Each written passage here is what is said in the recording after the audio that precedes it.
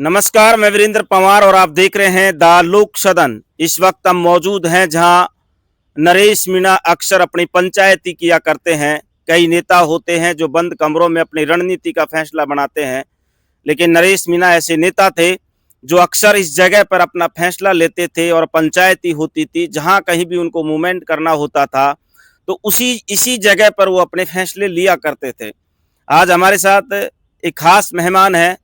अब उनसे राजनेता कहें या गुजर नेता कहें या फिर युवा नेता कहें, वो तो उनसे ही पूछेंगे। लेकिन सबसे बड़ा सवाल ये निकल कर आता है कि अब कुछ दिन पहले नरेश मीणा जेल से छूटे थे। उसके बाद कंट्रोवर्सी होती है और नरेश मीणा का एक बयान सामने आता है गुजरों को, प्रहलाद गुंजल और ओम बिरला को लेकर।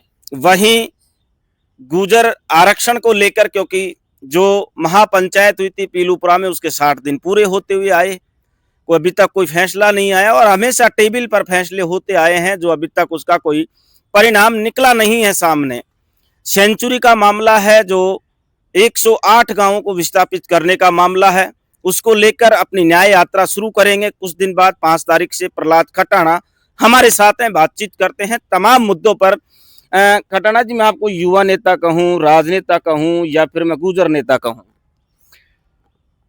हर जगह अलग अलग तरीके से लोग नज़रिए से देखते हैं लेकिन मैं एक आप और हम सब हार्ड मास के बने हुए एक इंसान हैं और प्रहलाद खटाणा कहेंगे तो मुझे अच्छा लगेगा। प्रहलाद खटाणा भाई, मैं शुरुआत यहाँ से करूंगा क्योंकि अभी एक नरेश मीणा का बयान आया था, हालांकि अब वो न्यायिक अभिरक्षा में है 8 तारीख तक। क्या कहेंगे उस बयान को लेकर? सबने सुना है, पूरा राजस्थान उस बयान को देख रहा है। मुझे नहीं लगता कि नरेश मीणा ने ऐसा कुछ बोला हो, या फिर लोग, एक तबका, बहुत बड़ा तबका है जो उसके समर्थन में खड़ा है, एक तबका जो है उसके विपक्ष में खड़ा है। आप क्या कहेंगे? पमार साहब, मैं हर हमेशा एक बात कहता हूँ कि लोगों का काम है जातियों को लड़वाना। देखो, गुर्जर और मीणा, नरेश मीणा जी ने जो बयान दिया था वो सिर्फ ये कहा था कि भाई प्रहलाद गुंजल जी के साथ में जो कोटा के गुर्जर समाज के लोग नहीं थे, तो उसने वो भावना में आकर के इस तरीके की बात कही। आखिरकार बंद कमरे में, गली चौरायों पर, और हमारे तो गुर्जर मीणा जाट समाज सब में बैठ करके हंसी मजाक होते हैं, ठट्टे होते हैं और इस तरीके के शब्द कहे जाते हैं। कोई बड़ी बात नहीं है, लेकिन उस बात को समाज का रंग देना, उस बात को जातियों से जोड़ना, और मैंने कुछ समय पहले महुआ में कहा था कि ये गुर्जर और मीणा जाति को लड़वाने के पीछे एक बहुत बड़ी राजनीतिक साजिश है। और वो साजिश क्या है जो मैं आपको बताता हूँ। पूर्वी राजस्थान में भरतपुर, धौलपुर, करौली, कोटा, बूंदी, झालावाड़, दौसा, तमाम ये जो जिले हैं, सवाई माधोपुर, इनमें ज्यादातर बाहुल में गुर्जर और मीणा जाति के लोग रहते हैं।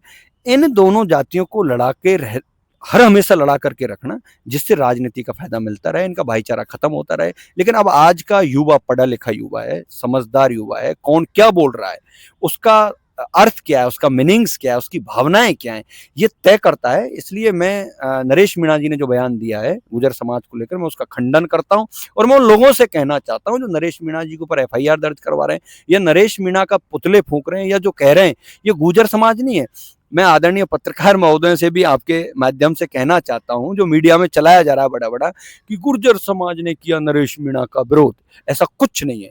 वो मुट्ठी भर लोग हैं, 5 लोग हैं जो किसी भाजपा नेता से संबंधित आदमी हैं। समाज का क्या लेना देना उनसे। और मैं कहना चाहता हूं उन लोगों से कि अगर आप गुर्जर समाज के हो तो आप कहो ना, आदरणीय ओम बिरला जी स्पीकर हैं पार्लियामेंट के, बिल्कुल, उनसे कहो कि गुर्जर समाज ने इतनी सादतें दी हैं। आपकी भाजपा की सरकार है राजस्थान में, आपकी सरकार से गुर्जर आरक्षण MBC वर्ग को नवी अनुसूची में डलवा दो। आप उनसे कहो 4000 भर्तियों के लिए, 1252 तमाम भर्तियों के लिए समाज MBC वर्ग रोता हुआ घूम रहा है। आप उनको बिरला जी 4000 नौकरियां दिला दो, 372 सहित तमाम जो भर्तियां उनको दिलवा दो। हमारे गुर्जर आरक्षण में शहीद हुए कुछ लोग हैं, जैसे शहीद रूपनारायण का परिवार है जीजन मुल्ली से, आप उनको नौकरी दिलवा दो, आप मुकदमे वापस करवा दो। आप, ये एक बहुत बड़ी साजिश है।